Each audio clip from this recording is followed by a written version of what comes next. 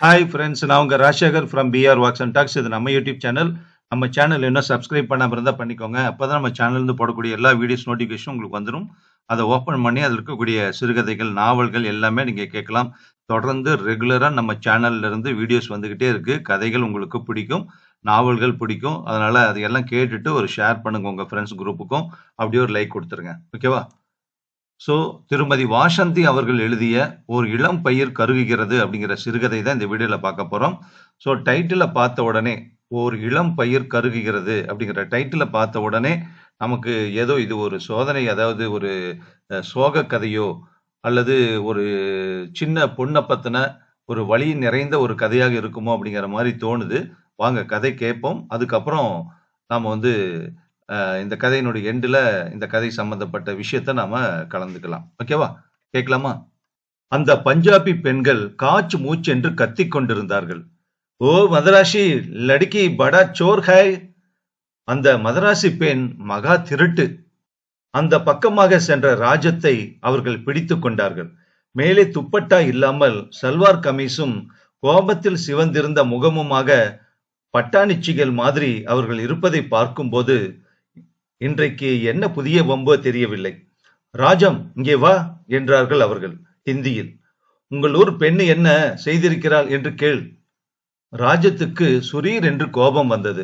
உங்களூர் எங்களூர் என்று பிரித்து பேசினீர்களானால் நான் கேட்க மாட்டேன். என்ன விஷயம் என்று சொல்லுங்கள். இதப்பார், அந்த மூர்த்தியுடைய பெண் சுசீலா இல்லை? யார் வீட்டில் நுழைந்தாலும் எதையாவது சுருட்டி கொண்டு போய்விடுகிறாள். அன்று என் வீட்டுக்கு வந்து பேனாவை தூக்கி கொண்டு போய்விட்டாள். நேற்று பிரசாத் வீட்டுக்கு போயிருக்கிறாள். அங்கு மேஜை மேல் வைத்திருந்த அமுல் வெண்ணெய் பாக்கெட்டை காணோம். இன்னைக்கு மெஹதா வீட்டில் ஒரு ரொட்டி பாக்கெட்டை தூக்கி கொண்டு போய்விட்டாள். கையும் களவுமாக பிடித்தோம். ராஜத்துக்கு என்னவோ போலிருந்தது. பிரித்து பேசாதீர்கள் என்று சொன்னாலும் தமிழ்நாட்டைச் சேர்ந்த ஒரு பெண் இப்படி பெயர் வாங்குகிறாளே என்று அவமானமாக இருந்தது. அது நேபாளத்தில் ஒரு இந்திய கேம்பஸ். நேபாளத்தில் ரோடுகளையும் பாலங்களையும் கட்டுவதற்காக இந்திய அரசாங்கம் அனுப்பியிருக்கும் ஆபீசர்களை கொண்ட கேம்பஸ். ஒரே குடும்பமாக வெளிப்பார்வைக்கு செயல்படும் 100 குடும்பங்கள். உள்ளுக்குள் பஞ்சாபி, பெங்காலி, மதராசி என்ற வித்தியாசங்கள். மறுநாள் காலை ஸ்கூலுக்கு நேரமாகிவிட்டது என்கிற பரபரப்போடு அவள் கிளம்புகையில் கோடி வீட்டு கிருஷ்ணமூர்த்தி கை குழந்தையை தூக்கி கொண்டு எதிரே வருவது தெரிந்தது. அவளை பார்த்ததும் நமஸ்காரம் என்று சிரித்தபடி தயங்கி நின்றான். ராஜத்துக்கு சட்டென்று முந்தைய தினம் அந்த பஞ்சாபி பெண்கள் சொன்ன விஷயமும் சுசீலாவின் ஞாபகமும் வந்தது. சுசீலா கிருஷ்ணமூர்த்தியின் மகள்தான். நமஸ்காரம் என்றபடியே நடக்க ஆரம்பித்தாள். அவர் தயங்கி நிற்பதை பார்த்து தானும் சற்று நின்றாள். நான் சொன்ன லக்ஷ்மி அஷ்டோத்திரத்தை படிக்கிறேளா? படிக்கிறேன். விடாம படிங்கோ, ரொம்ப நல்லது. ஆகட்டும், தினமும் படிச்சுட்டு தான் ஸ்கூலுக்கு கிளம்புறேன். வரட்டுமா? ஸ்கூலுக்கு நாளை ஆயிடுத்து. வகுப்பில் சுசீலா வியாசம் எழுதாமல் உட்கார்ந்திருப்பது தெரிந்தது. ஏன் சுசீலா எழுதவில்லை? சுசீலா தலையை குனிந்தபடி எழுந்து நின்றாள். பேனா கொண்டு வர மறந்துட்டேன் டீச்சர். ராஜத்துக்கு கொஞ்சம் கோபம் வந்தாலும் அந்த வற்றின முகத்தை பார்த்து அடக்கி கொண்டாள். வீடுகள் பள்ளிக்கு மிக அருகில் இருந்ததால் போ, சட்டென்று எடுத்துக்கொண்டு வா என்றாள். சுசீலா ஒரு வினாடி அவளை கலக்கத்துடன் பார்த்தாள். பிறகு, நான் இன்று பென்சிலில் எழுதுகிறேன் டீச்சர் என்றாள் கெஞ்சலாக. ராஜத்துக்கு கோபம் வந்தது. கம்மியர் என்றாள். 2 நிமிஷத்தில் எடுத்துக்கொண்டு வர முடியாதா உன்னால் என்றாள் அவள். சுசீலா தலையை குனிந்து கொண்டு மெல்ல தமிழில் சொன்னாள். நான் இப்ப போனா அம்மா கதவை திறக்க மாட்டாங்க டீச்சர். ஏன்? தரையை பார்த்தபடி வந்தன அவளுடைய வார்த்தைகள். அப்பா வந்திருப்பார். ராஜத்துக்கு அவமானத்தில் முகம் சிவந்தது. தன்னை சமாளித்துக் கொண்டு இந்த பேனாவை வைத்து எழுது போ என்று தனது பேனாவை கொடுத்தாள். சற்று கடுமையை வரவழைத்துக் கொண்டு, இனிமேல் பேனா இல்லாமல் வந்தாயோ கிளாஸுக்கு வெளியே நிறுத்துவேன் என்றாள் ராஜம். வெகு நேரம் வரை அவளது நெஞ்சின் படபடப்பை அவளால் அடக்க முடியவில்லை. கிருஷ்ணமூர்த்தியின் முகமும் சிரிப்பும் மனதில் புரண்டது. என்ன ஜென்மங்கள் இவர்கள்! யார் வீட்டுக்கு போனாலும் எதையாவது சுருட்டி கொண்டு போய்விடுகிறாள். இந்த பெண் இப்படி பெயரெடுத்திருக்கிறாளே! சதா ஒரு குழந்தையை கையில் வைத்துக் கொண்டு தென்படும் கிருஷ்ணமூர்த்தியின் குரல் காதுகளில் ரீங்காரமிட்டது. லக்ஷ்மி அஷ்டோத்திரம் வாசியுங்கோ, ரொம்ப விசேஷம். உமக்கு என்ன அருகதை இருக்கையா ஊருக்கு உபதேசம் செய்ய? பீரியட் முடிந்ததும் சுசீலா பதவிசாக பேனாவை திருப்பி தந்தாள். ஆத்துக்கு வா சாயங்காலம். ஒத்துக்கொள்வதா வேண்டாமா என்று தயங்கின மாதிரி ஒரு வினாடி பார்த்துவிட்டு சுசீலா சரி என்றாள். மாலையில் வேலையெல்லாம் முடித்துக்கொண்டு ரோடு விளக்கை போடுகையில் சுசீலா வந்தாள். ராஜம் அவளை உட்கார்த்திவிட்டு ஒரு தட்டில் 4 இட்லியையும் ஒரு டம்ளர் காஃபியையும் கொடுத்து, முதல்ல இதை சாப்பிடு, அப்புறம் பேசலாம் என்றாள். வேண்டாம் டீச்சர், பரவாயில்ல சாப்பிடு. தயங்கிக் கொண்டு ஒப்புக்கொண்டாலும் அவள் சாப்பிட்ட வேகத்தை பார்க்கும்போது இன்னும் 4 இட்லிகளை கூட அவள் சாப்பிட்டிருப்பாள் என்று தோன்றியது. இந்த பெண்ணை போய் நேற்று நடந்த காரியத்துக்காக கோபித்துக் கொள்வதா என்று ஒரு கணம் ராஜத்துக்கு யோசனையாக இருந்தது. கேட்கவே தயக்கமாக இருந்தது. ஏன் சுசீலா, உன்னை பற்றி என்னெல்லாமோ பேசிக் கொள்கிறார்களே, அதெல்லாம் நிஜமா? சுசீலா தலையை குனிந்து கொண்டாள். பதிலே சொல்லவில்லை. பிரசாத் வீட்டிலிருந்து வெண்ணையை தூக்கிட்டு போயிட்டியா? நேத்து வேறு யார் வீட்டிலிருந்தோ பிரெட் பாக்கெட் எடுத்துக்கிட்டு போயிட்டியாமே, இது மாதிரி எல்லாம் செய்யலாமா? தப்பில்லையா? சுசீலா முழங்கால்களில் முகத்தை பதித்துக் கொண்டு அழ ஆரம்பித்தாள். பரிதாபமாக இருந்தாலும் அவள் அழுது ஓயட்டும் என்று ராஜம் பேசாமல் இருந்தாள். ஏன் எடுத்த சொல்லு, தப்பில்லையா அது? தப்புதான் டீச்சர். பின்ன ஏன் எடுத்த? கேவல்களிடையே பதில் வந்தது. எனக்கே தெரியல டீச்சர் ஏன் பண்றேன்னு. அப்புறம் ரொம்ப அவமானமா இருக்கு, பயமா இருக்கு. ஆனா அந்த சமயத்துல எடுக்கணும் போல இருக்கு. நேத்து எனக்கு ரொம்ப பசி. அந்த பிரெட்டை பார்த்ததும் கட்டுப்படுத்திக்க முடியல. ஏன் நேத்து சாப்பிடலையா? இல்ல டீச்சர். ஏன்? 10 மணி பிரேக்ல பூரா துணியையும் துவைக்க முடியல. அதனால அம்மாவுக்கு கோபம், சாப்பாடு கொடுக்கல. ராஜத்துக்கு தூக்கி வாரி போட்டது. நம்புவது கஷ்டமாக இருந்தது. என்ன சொல்ற நீ? ஒரு தாயார் இந்த மாதிரி பண்ணுவாளா? சுசீலா சற்று நேரம் பேசாமல் இருந்தாள். இது என்னோட அம்மா இல்ல டீச்சர், எங்க அம்மா செத்து போயிட்டா. அவள் வெகு நேரம் கண்ணீரை அடக்க முடியாமல் அழுது கொண்டிருந்தாள். ராஜம் அவளை தேற்றும் வகை தெரியாமல் உட்கார்ந்திருந்தாள். பல விஷயங்கள் இப்பொழுது புரிகிற மாதிரி இருந்தத ராஜத்துக்கு. பிறகு மெல்ல சொன்னாள். அப்பாவிடம் சொல்லக்கூடாதா என்ன?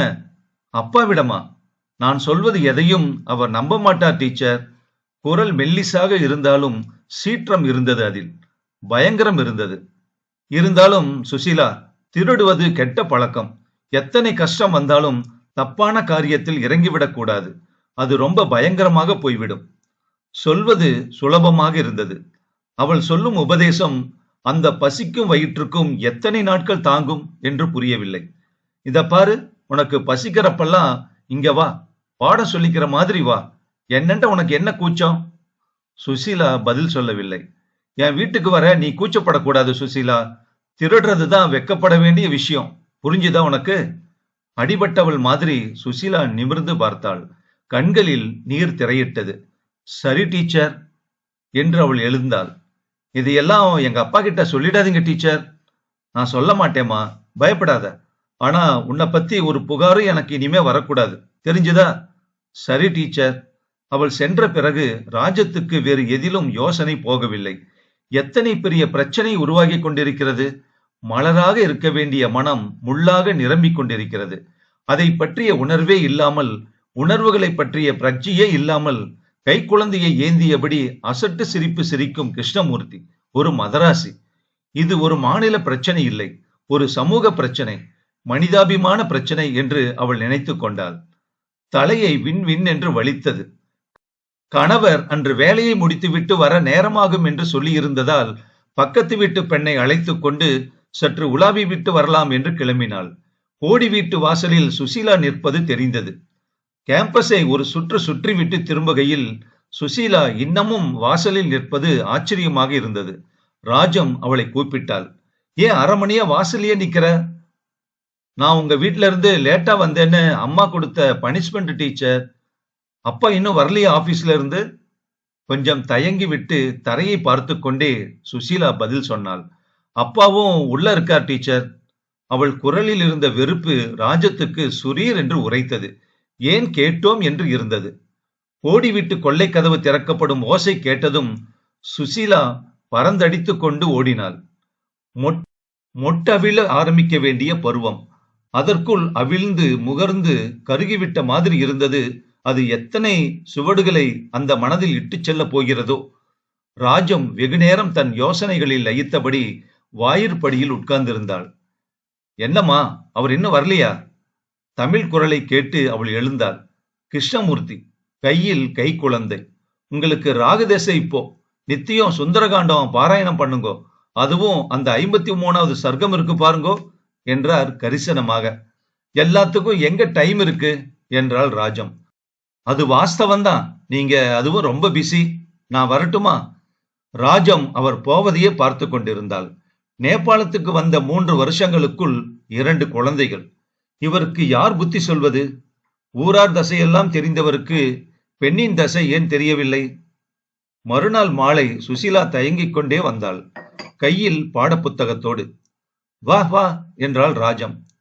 உள்ளே சென்று தட்டு நிறைய உப்புமாவை வைக்கையில் வாசலில் சுசீலா யாருடனோ பேசுவது கேட்டது. சுசீலா கலவரத்துடன் உள்ளே வந்தாள். அம்மா என்ன அவசரமாக கூப்பிடுறாளாம். நான் அப்புறமா வரேன் டீச்சர் என்றாள். அவள் பார்வை ஒரு வினாடி ராஜம் எடுத்து வைத்திருந்த உப்புமாவின் மேல் ஆர்வத்துடன் நிலைத்தது. இதை சாப்பிட்டுட்டு போயேன் என்றாள் ராஜம். இல்ல டீச்சர், அம்மா கூப்பிடுறாளாம், நான் அப்புறம் வரேன் என்று அவள் கலவரத்துடன் சொன்னபோது பாவமாக இருந்தது. சுசீலா பிறகு வரவே இல்லை. மறுநாள் காலை காஃபி போடும்போது சமையலறை ஜன்னல் வழியே வெளியே பார்க்கையில் கோடி வீட்டில் ஒரு பெரிய கும்பல் நிற்பது தெரிந்தது. ராஜம் பதைப்புடன் வெளியே வந்தாள். அவளுடைய கணவரே வெளியில் இருந்து அவசரமாக வந்தார். ராஜம், நேத்து ராத்திரி அந்த பொண்ணு தூக்கு போட்டுதான். ராஜத்துக்கு தொண்டை வறண்டது. சுசீலாவா? அவள் அவருடைய பதிலை எதிர்பார்க்காமல் ஓடினாள். தன்னுடைய உபதேசம்தான் இதற்கு காரணமோ என்று அவள் அதிர்ந்து போனாள். நேற்று சுசீலாவை திட்டின பஞ்சாபி பெண்கள் எல்லாம் பல்லை கூட துலக்காமல் நின்றிருந்தார்கள், முகத்தில் கலவரமும் வேதனையுமாக. இந்த பெண் இப்படி செய்து கொள்ளும் என்று தெரிந்திருந்தால் நாங்கள் அப்படி சொல்லியே இருக்க மாட்டோம் என்கிற மாதிரி ராஜத்தை பார்த்தார்கள். சுசீலாவை கூடத்தில் கிடத்தி இருந்தார்கள். அவள் உப்புமாவை பார்த்த கடைசி பார்வை ராஜத்துக்கு நினைவுக்கு வந்தது. இரவு பொழுதுக்குள் வீட்டில் என்ன நடந்திருக்கும்? அந்த பெண் இந்த முடிவுக்கு வர என்ன காரணம்? பசியா, தன்மானமா, இல்லை இரண்டுமா? கிருஷ்ணமூர்த்தி கலங்கி போய் நின்று கொண்டிருந்தார். அவர் உணர்ந்து கொள்ளாத ஒரு பெரிய பிரச்சனை அவருக்கு சம்பந்தமே கொடுக்காமல் மறைந்து போனதை ராஜம் நினைத்து பார்த்து கொண்டாள். அவர் அவளுடைய கணவரிடம் சொல்லிக் கொண்டிருந்தார். எனக்கு இப்போ 7.5 நாட்டு சனி நடக்கிறது சார், அதான் இப்படி படுத்துறது. இந்த பொண்ணுக்கு இப்படி புத்தி போவானே. அந்த நிலையிலும் ராஜ்யத்துக்கு சுரீர் என்று கோபம் வந்தது. அதற்கு பரிகாரமாக நீங்கள் எதையாவது வாசிக்கிறது தானே என்று கேட்க தோன்றியது. கூடவே உங்களுக்கு இதற்கெல்லாம் நேரம் ஏது என்று நினைவுக்கு வந்தது. நேரம் இருந்திருந்தால் உங்கள் பெண்ணின் புத்தி இப்படி போயிருக்காது என்று சொல்ல துடித்தது ராஜத்தின் மனசு. ஓர் இளம் பயிர் கருகுகிறது, சிறுகதை முற்றும். மனசுக்கு ரொம்ப வலியா இருக்கு. பசி, அப்பா கண்டுக்கிறதுல திட்டுறது, சித்தி கொடுமை எல்லாமே சேர்ந்து அந்த பொண்ணை ஒரு நிலையாவே வைக்கல. பசி கொடுமையினால அந்த பொண்ணு எங்க போனாலும் எதையாவது சாப்பிட இருந்ததுன்னா உடனே தூக்கிட்டு ஓடிடுறா. அதனுடைய புகார், அதுக்காக ராஜம் டீச்சர் கொடுத்த அட்வைஸு, சாப்பாட்டுக்காக அந்த பொண்ணு எவ்வளவு ஏக்கத்துல இருந்தாங்கிறத அவங்க புரிஞ்சுக்கிட்டு சாப்பிட கொடுக்குறாங்க. ஆனா அந்த பொண்ணு யாருமே எதிர்பார்க்காம தற்கொலை பண்ணிக்கிறா. ஸோ என்ன காரணங்கிறது தெரியல. வறுமையா அல்லது தன்மானமா அப்படிங்கிற மாதிரி கதையில அவங்களே எழுத்தாளரே கேட்டிருக்காங்க. ஏன்னா எதுக்காக அந்த பொண்ணு சுசீலா தற்கொலை பண்ணிக்கிட்டாங்கிறத நம்ம விருப்பத்துக்கே விட்டுட்டாங்க, இந்த காரணம் தான் அப்படின்னு சொல்லி. அப்ப நாம இந்த கதையினுடைய பல சம்பவங்களை பார்த்துட்டு கேட்டுட்டு அதுக்கு தகுந்த மாதிரி ஏன் அந்த பொண்ணு தற்கொலை பண்ணிட்டாங்கிறத காரணத்தை நம்ம தான் புரிஞ்சுக்கணுங்கிற மாதிரி இந்த கதையை முடிச்சிருக்காங்க. ஸோ இந்த பொண்ணு எதுக்காக தற்கொலை பண்ணிட்டா, என்ன காரணமாக இருக்கும் அப்படிங்கிறத நீங்க என்ன நினைக்கிறீங்கிறத இந்த கதை வீடியோல பதிவு பண்ணுங்க. நன்றி. இன்னொரு கதையில சந்திக்கலாம்.